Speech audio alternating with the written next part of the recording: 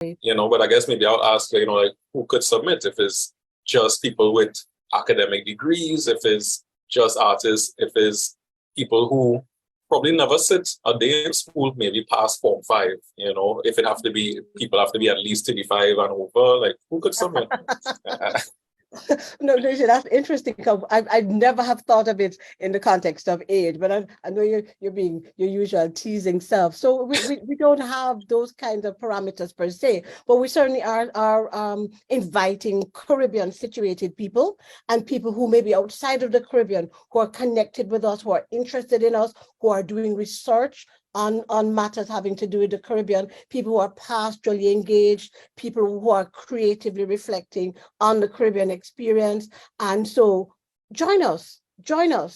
How can you speak to our larger theme or any one of our sub-themes? Because what happens with a call for paper too is that we will give you a general theme and then we break it down to with some other themes under which you could shape and reshape what it is that you'd like to share with us, what you'd like to engage with us on. So certainly, Angelo, I would think that some young people who are in sixth form and who might be doing communication studies, who might be thinking of where they're going to go to next with their career and life contributions to the remaking of our region, the rebuilding, reshaping of our region, may find this a suitable space to come and have a conversation or a listen in.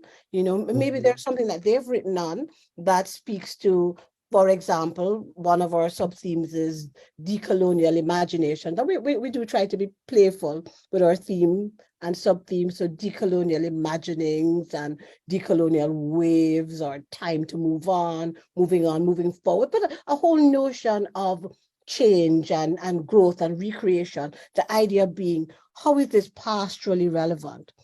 How is this relevant to our cultural space?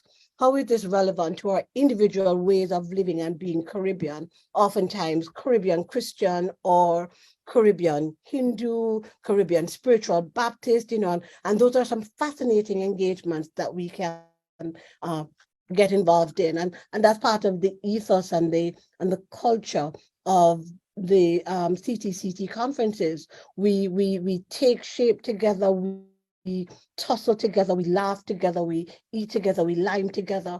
And this is our first face-to-face conference since the pandemic, which you recognize has been shaping what it is that we're doing, but we're not excluding persons who can't join us face-to-face. So we just also want to emphasize that there will be an option for people to join with us, to engage with us virtually.